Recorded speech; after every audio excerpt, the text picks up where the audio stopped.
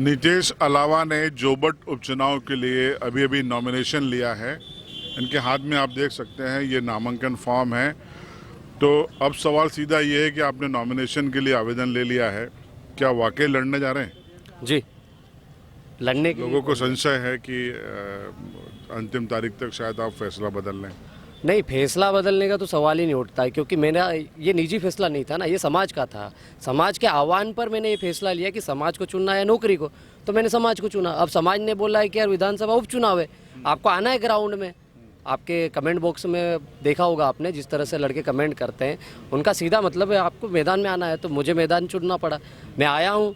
अब मेरा जो तकनीकी समस्या है वो आप जानते हो अच्छे से, सर्विस को लेकर, वो टेक्निकल समस्या यदि शॉर्ट आउट होती है तो 1001% नीतीश अलावा मैदान में रहेगा।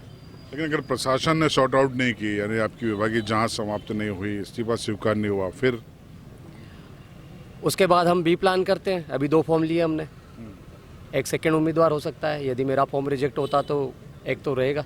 अभी हाईकोर्ट का एक ऑप्शन है, आप कभी विकल्प के रूप में सोच रहे हैं इसका? जी, अभी मैं गया था, कलेक्टर साहब ने बुलाया था और मैंने चर्चा करके उनको लिखित में जवाब दिया है। यदि वो शाम तक या कल तक कोई पॉजिटिव ऑर्डर करते हैं तो फिर हम उस वे में जाएंगे, आगे बढ़ेंगे। नीतीश अलावा नहीं तो फिर दूसरे कौन? अभी तक तो भाई मुकेश रावत है और एक और है ठाकुर भाई अजनार है, तो उस पर अभी डिस्कस चल ही रहा है, तो शाम तक क्लियर हो जाएगा। तो स्वीकार हो गया और आप मान लीजिए चुनाव मैदान में चले गए। कहा जा रहा है कि बीजेपी की ओर से पूरी सरकार लगी है, कांग्रेस की भी तमाम नेता आएंगे, तो 2 बड़ी पार्टियों के बीच में निर्दलीय नीतीश अलावा, तो निर्दलीय ही लड़ेंगे या कोई पार्टी से? अभी तक तो निर्दलीय फॉर्म लिया है। एक ऑप्शन है बीटीपी, कल भी मैंने आपको बताया था। मतलब या तो निर्दलीय या बीटीपी। जी, तो मुद्दा वही है कि दोनों बड़ी पार्टियां हैं, बड़े लेवल पे कैंपेनिंग करेंगे, उसके बीच में आप कोई रणनीति?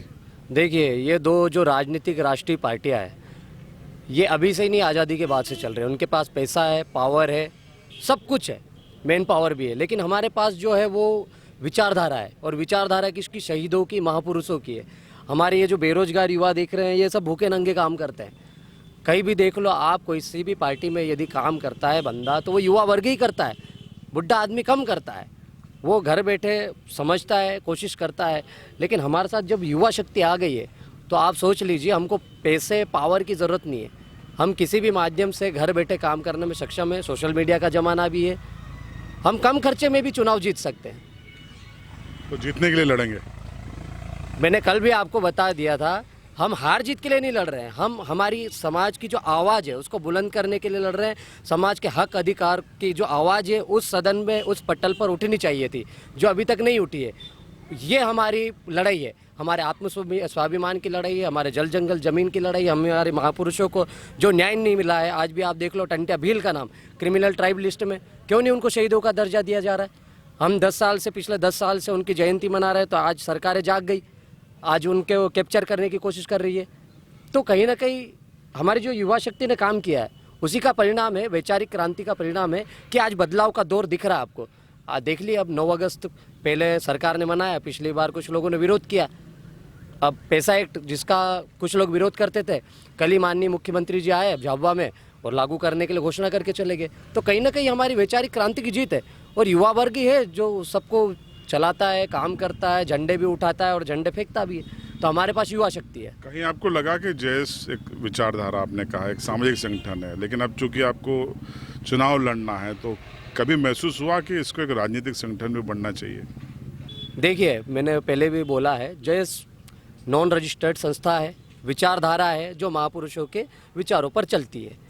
मैं उसका कोई पदाधिकारी नहीं हूँ, लेकिन मैं क्या है, हर संगठन, हर समाज, हर वर्ग, जाति, धर्म, वर्ग कोई सा भी हो, उसमें शामिल होता है। यदि किसी के साथ शोषण, अत्याचार होता है तो मैं जाके आवाज़ बुलंद करता हूँ।